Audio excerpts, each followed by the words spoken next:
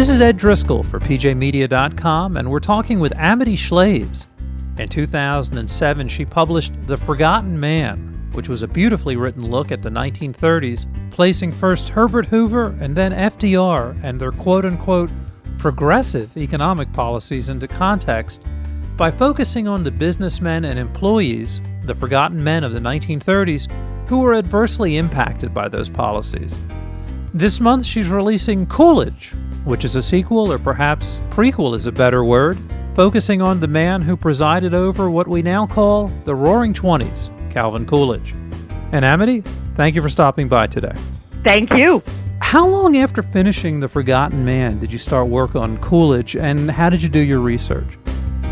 I think I started working on Coolidge while I was writing The Forgotten Man, because I wrote one draft of Forgotten Man, this history of the 1930s, and then I thought, well, it doesn't work narratively, because I didn't describe what the change was from, where they started, what were their premises. Their premises were the premises of the 20s. And, the 20s premises were maybe smaller government is better, maybe still the pendulum of government action, reduce uncertainty in the policy environment so that business can go forward. All these ideas were ideas from the 20s. And whose ideas were they? Well, they were Calvin Coolidge's, and before Coolidge, Harding's ideas, but mostly Coolidge's. I think he's the hero of the 20s. So I went back at the very last minute with Forgotten Man and put Coolidge in, and he felt just right. I really liked him. And I thought, well, we don't appreciate him much. And what I learned in that short look for writing the new beginning to Forgotten Man made me want to go back and give him his own show. Coolidge is sadly remembered today by many people for only one quote, "The business of America is business." And that's actually a bastardization of what Coolidge really said. Could you place that quote into context? Yes, that's from a nice speech to newspaper people, actually. And he says the chief business of America is business, and he also says the chief ideal of Americans is idealism. So there's a yoking together of two concepts. If you go back and read the whole speech, and it's not fair to paint him as only capitalism or capitalism to the exclusion of other areas. He's not like Ayn Rand, for example. Because he always tends to bring in the spiritual, other spheres in, and he doesn't think only capitalism always prevails. He sees a balance. What he doesn't like is when capitalism or business intrudes upon the spiritual. And that's very different from modern libertarianism. So anyway, it's all there in that speech. He was extremely idealistic and extremely spiritual, some would say pious. Herbert Hoover called him a fundamentalist, and that was not a compliment coming from Herbert Hoover. The Forgotten Man helped to place FDR into context by focusing on many personal histories of the 1930s beyond the palace intrigue of Capitol Hill. These days, whatever collective history we have of the 1920s seems to come from The Great Gatsby, The Untouchables, and TV shows like HBO's Boardwalk Empire. How badly do most people misremember the decade of the 1920s? We really misremember it. And then you want to ask why. So Forgotten Man was about the misremembering of the 1930s. Coolidge is about the misremembering of the 1920s. So the cliches you describe, and they're fun and amusing, are that it was all a lie, or about guns and alcohol, something illegal and contraband and corruption resulting from prohibition, or it was all a lie. Gatsby wasn't real wealth. He was an illusion. He was a shimmer in a champagne glass, right? So when you go back and look at the 20s, this is the era of Coolidge, you see a lot of real growth, things we would envy, we wish we could have, such as unemployment was often below 5%. When you wanted a job, you got one. Wages rose in real terms, not a lot, but consistently. You can go back and look at that, even for unskilled workers. Well, what else? Interest rates were pretty low. The budget was in surplus. We didn't have a deficit. The federal debt was huge from World War I. We were bringing it down reliably. And in the case, people got a car. So you see the inflection points of the Coolidge service in Washington first there's the Model T, then comes the Model A. He himself liked Lincoln cars, actually, I think because of the president. So people got cars, they got electricity. This is very important for households and for women because the drudgery of housework we can't even imagine before electricity, right? So a lot of things got better. People lived longer, were healthier in the 20s, had more money, had more fun. It's an era to which we would aspire. And what Coolidge book is it's about what kind of government goes with that, and he's just a different model. He himself is often mocked, and that's the charm of the project in a way. The charm and the need of the project and the need for it is that he's ranked fairly low in all the charts. You see him in the bottom half or so. You remember the little stories about Coolidge that people talked about how he was lazy or he was mean, his taciturnity, his silent Cal, that's his nickname, was often depicted as nastiness, and the stories are tough. We all tell the story of how he sat next to a society lady who was ready to get him talking, and she told him sort of gaily that she had bet somebody else that she could get him to say more than 2 words, and you know the reply, don't you, Ed? You lose. You lose. He didn't say "you lose, lady," because she won. He was tough, but if you want to just why should we care? We care. There's just one sentence, all you need to know. He was in office more than 66 months, something like that. He was in office more than one presidential term, and when he left that office, the federal budget was lower than when he came in. Real, nominal, with vanilla sprinkles on top.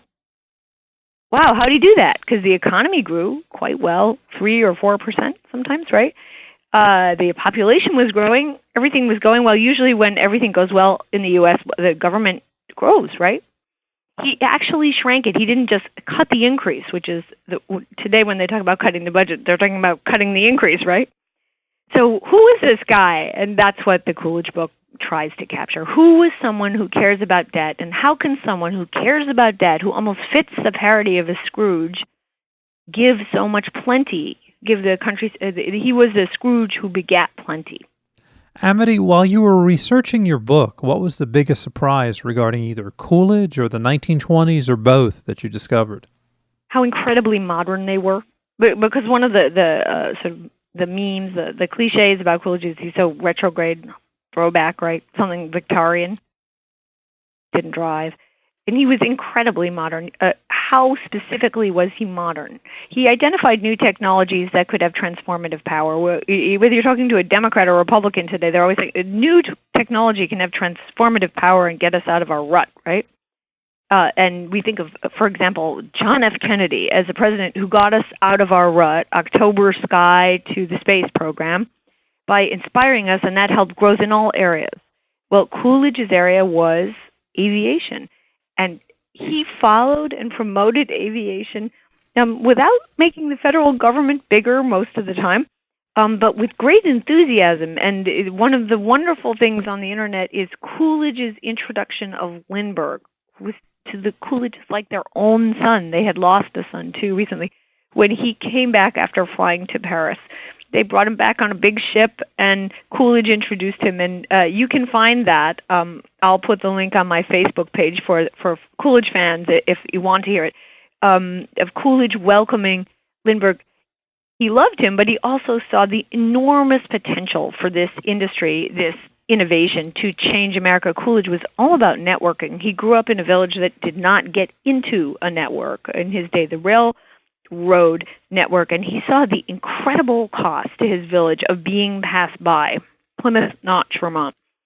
And when you were not passed by, the incredible benefit. He thought about he played with trains. He rode home even as a school child from Ludlow, where he went to high school, about the depot. That's what impressed him, and he was sure going to be endeavoring as an adult to connect. That's very modern. There's nothing about that that's old. And also his understanding of venture capital and ideas, and you see that with Andrew Mellon as well.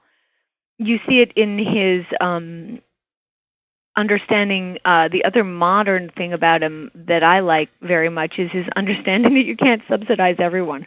So he sort of saw into the future and saw that if you hand out a subsidy to one group, then another one will be behind it. So he he way in advance understood how moribund we are now. He understood that once you are beholden to a million groups, well, your budget just can't go anywhere because you have so many commitments. They anticipated that. He specifically, as an expert budgeteer. You briefly mentioned Coolidge's son passing away just a moment ago, which I think I first read about over a decade ago in David Frum's History of the 1970s as a way to place 50 years of medical progress into context. Could you talk a bit about how Calvin Jr. died? Yes, and that is old-fashioned. And the great frustration, the great tragedy to Coolidge, and he saw it, was that life was getting better, and yet it didn't get better fast enough to save his son, who probably would not have died had there been antibiotics. So the son dies in the 20s. This is Calvin Jr. In a way, what happened to him, he got a blister from playing tennis on the White House court. And I think he was 16, right? He was, just 16, yeah. And Calvin grew a lot. Boys grow a lot, and he was kind of skinny and tall, and maybe his shoes were too small. I haven't figured out exactly what happened, but he got a blister. And within just about a week, he was dead. July 7, I think it was. It was at the end of June he got the blister, and there was nothing they could do about it, sepsis. He went to Walter Reed. They tried to save him. They tried so hard. They did not expect him to die. And Coolidge and Grace sort of like to tell themselves, Mrs. Coolidge, that the dark days of people dying all around them were past, because Coolidge's mother had died. His sister had died of a disease you don't die from now as well, basically appendicitis, while a schoolgirl. And he didn't expect people to die just like that in the future. But most people tell this story to show that Coolidge was depressed. Oh, he was depressed, right? He was indeed depressed, and you can see it in his autobiography, the rigid logic of the depression. Had I not been president, my son wouldn't have played tennis, and he wouldn't have got the blister, and he wouldn't have died. But I found, studying Coolidge and studying his story, and also I have to mention studying his faith, that he did not give up. So this is not a story of yes, but. It's a story of but, comma, yes, as in the case, for example, of Lincoln. Lincoln did not give up and become totally dysfunctional after the death of his son, even though he loved his son and he was president. He prosecuted his war. And Coolidge prosecuted his war, which happened to be a war to cut taxes, a budgetary fiscal war after the death of his son, Calvin Jr. Was there a concerted effort after World War I to step on the brakes and slow the pace of the expansion of government? And if so, how did this movement gather steam? And was it called, as we would call it today, conservatism, or did it go by some other name? Well, this is a great topic of interest to us, because there they are like us. There had been a mess. There had been ruction, right? There had been trouble, chaos, and no one knew how it would turn out. The federal government owed a lot of money. Imagine a government owing $1 billion or $2 billion going to $28 billion. So the increase was an astounding rate. The numbers weren't the same as now, but the increase was large. And then the budget had expanded mightily, too. And people wondered whether, would the U.S. be a creditor or a debtor nation? It's often been a debtor. Now maybe it was a creditor. The permanent status of the U.S. as superpower was not acknowledged in the same way yet. And what did they do? I think one answer you can look at is in the Harding-Coolidge campaign of 1920, normalcy. And Ed, what did you learn normalcy was in school? I learned it was something kind of dull, right? Like the normalcy doesn't sound elevated or wonderful, and that was the Harding motto. But what they meant by normalcy is not we should all be normal and cogs, right? What they meant is the environment should be normal so that we can have fun and play with new ideas, which is something very different. Predictability, the reduction of uncertainty. Coolidge, the candidate, even used the phrase uncertainty, which you hear so much today and which is also the subject of Forgotten Man. Less uncertainty, please. It's a theme all the way to the end of his life. You can find it in his columns post-presidency. He spoke of uncertainty. So, wow, that's very modern as well. He got at something we thought we just learned about, right? And their aim was to reduce uncertainty, to create normalcy so that business might do what it needs to do. Not necessarily only business, but business. And then the policy that followed engendered, you can count the innovations of that period. They're astounding. And it sounds like a very different mindset than FDR's constant focus on what he dubbed bold experimentation on the economy. Right, but there were progressives then. It wasn't as if everybody. I kind of hear you sighing and say, "Well, of course it was different than people were for that," but there were progressives who wanted, say, to nationalize water and power. Right, they were around, and that in 1924 they got 17% of the vote. Like Ross Perot, they were a big presence. They were dividing the Republican Party, or so it was thought. The Democrats were thinking of going to the left. Wilson had just made the Democrats progressive, Woodrow Wilson. So in World War I, the government had shut down the stock market. New York, the stock market was in New York, so it was shut down in New York, but the federal government was there in the background, and it had nationalized the chief means of transport, the railroad, and then denationalized it messily. There were extreme interventions of the government, as in our recent period with the crisis. And nobody knew whether we could stop the progressive march forward, and yet Coolidge did stop it. He really did. Harding started, and Coolidge did most of the work. He stopped it by main force, by putting his thumb in the dike, or you can think of different metaphors. I see him sort of in a blocking action, or you remember William Buckley used to talk about standing athwart history and yelling stop. Coolidge was a president, not a journalist, but I see him too as standing athwart history, yelling stop, and using his whole political toolkit to stop. The number you asked about budgets, to get back to the technical. What did they do? One thing they did was say, we will restore certainty. We will narrow the possibilities, the unknown unknowns, right? The second thing they did was they passed a budget law that made it possible for the president to budget. Before that, had sort of been with different committees just coming to the executive, and he never got an overview and had not the staff either to get an overview, to have a real U.S. budget. That was the 1921 law, which Harding signed, and they cut taxes. And the theme of Coolidge, you'll notice the book is a year late. That's because I got very interested in writing about this and exposing it for the reader because it's so relevant. Coolidge loved that budget law, and he used it in fantastic ways. We looked at all the data at how often he met with his budget man, who was General Lord, another New Englander. They met often, always before cabinet meetings, so he could be better prepared to say no. This is the president who said no. That's who he was. He vetoed a lot. He was a maestro, a kind of Isaac Stern of the pocket veto, which is, requires some technique. This is the veto whereby the president need not write a message about why he's vetoing, and where he actually kills the law, kills the legislation. Very hard to override a pocket veto, unlike a regular veto. But you need to time it right. There are rules about when you can pocket veto, and he did pocket veto a lot. In total, Coolidge had 50 vetoes. So he told his father, it is better to kill bad laws than to pass good ones. His father was a lawmaker in Montpelier, Vermont, in the state capital of Vermont, which is Coolidge's first home state. So, wow, that's different. And he spent enormous energy reviewing the budget. I like very much an interview when, again, he was in the van with technology, an early conference call he did with a group of philanthropists.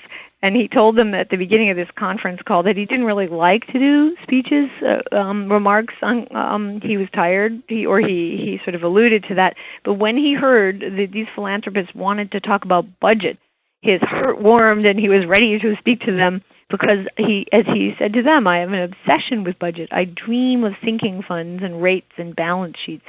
And this is exactly the kind of president we need now. We need someone who is pretty far along in the learning curve of finance and of budgets and fiscal situations.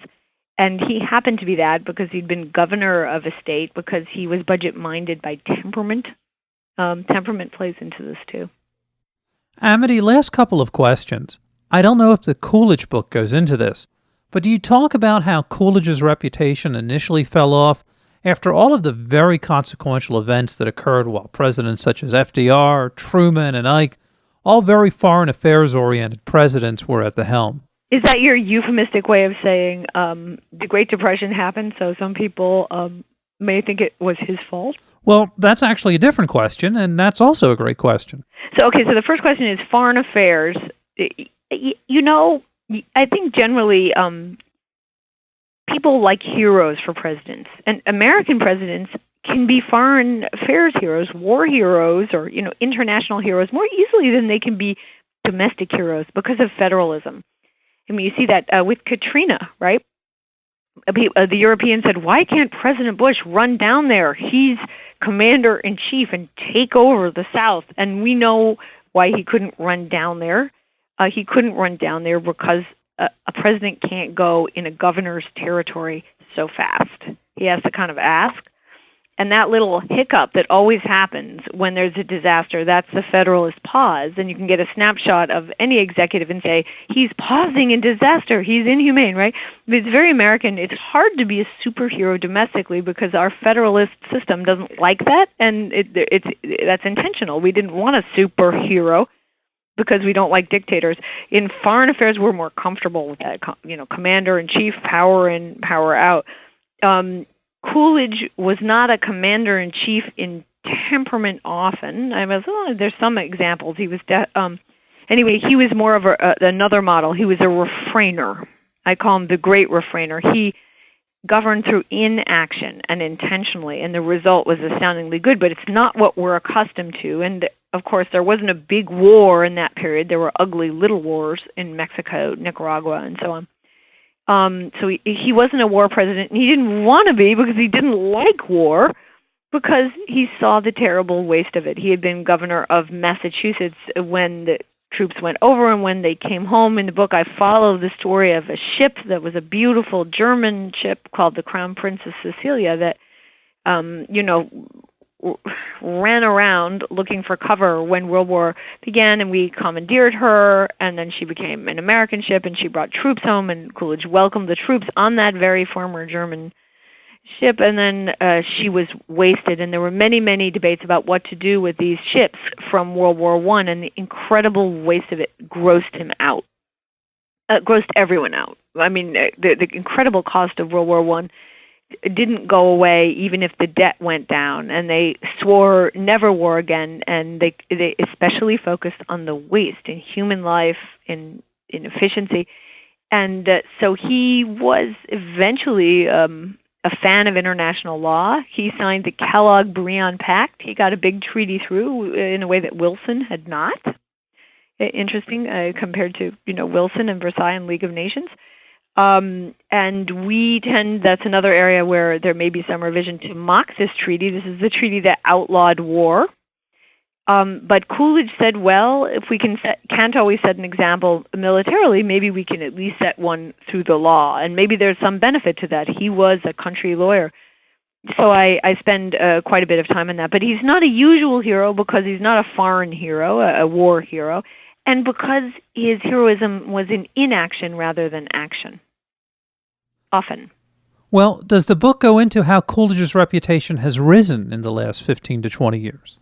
No, not at all, because okay. I don't do any historiography. There's wonderful historiography done, starting with Silber. Maybe you have that book. I'm staring at my shelf at my Coolidgiana to see if it's here. But Silber is a book about Coolidge and the historians that was written, I think, out of Claremont. There's some wonderful Coolidge scholars over there. And there are a few other books. There's a pretty good book by, I will say more than pretty good, great book by Sobel, focusing just on economics. Unfortunately, Mr. Sobel died. And this is a book I looked at, more than 10 years ago with Robert Bartley of the Wall Street Journal. And, there have been other things since then. My friend Dave Petrucia does the wonderful almanacs and analyses of Coolidge, and I know a wonderful Coolidge impersonator, Jim Cook. So, this is all going on. But he hasn't been revised anywhere near as much as upward as he should be. The correction has just begun, Ed. I know you were going to ask about about the Depression and World War II, and whether Coolidge is to blame for that. And here's what I have to say. This is the prequel book. You said it right, to Forgotten Man, which is about the 30s. So the 30s shows how government made it worse. That's really what the Forgotten Man's about. Government made things worse, whether it was Hoover or Roosevelt. You can trace some of it back to the 20s, the causes of the Great Depression, particularly the foreign material. UK went on the gold standard, off the gold standard, Germany's troubles, and so on. But not too much. It's very hard to hang the blame for the Great Depression, its duration, its severity. Remember, 11 years on Coolidge. Everyone knew that the stock market was too high in 1929, including Coolidge, who tried to buy depression-proof stocks. And I have some of his stock records to see that. He didn't believe, and there's an argument he was right, that it was the job of a federal government to manage the stock market, or even the money. The Fed was supposed to do that. So he thought there would be more damage if the government got involved long-term. More damage long-term. It might look good if the government went in and rescued, but longer-term you'd have trouble. And there's a pretty good case for that argument. So it's hard to hang on him. He was morose, in fact, because he thought a downturn would give authority to the progressives and undo some of his own work, or take down the dams he had built. Amity, last question. The Forgotten Man was published in 2007, and the American people elected a president who fancies himself the second coming of FDR a year later. How likely are we to see the second coming of Coolidge, or at least someone who is reasonably responsible in terms of spending and regulation, anytime soon? No, more likely than we know. I mean, the progressives thought they ruled in 1919. They never thought anyone but the progressives would ever win again. And they had angry soldiers on their side. Much worse than, Occupy Wall Street. They had riots in our cities, and the conservatives were cowering in the corner. But the concern about prosperity was there. And eventually people thought, well, who will help with business? Please make it normal. We mentioned normalcy. And then they looked around, and suddenly more, more economically oriented, less intrusive candidates began to seem attractive. That was Harding Coolidge. And lo and behold, Republicans were elected. Could have been conservative Democrats, happened to be Republicans. There's a nice book about how all the candidates in 20 were relatively conservative. So the country had a second thought after the progressive impulse and the mess, and then Coolidge was one of the products of that, and that could change. We have plenty of candidates who care about budgets, and there's no candidate. Coolidge can't reach out from the grave and nominate people now. But the one candidate who kind of reminds me of Coolidge is Paul Ryan.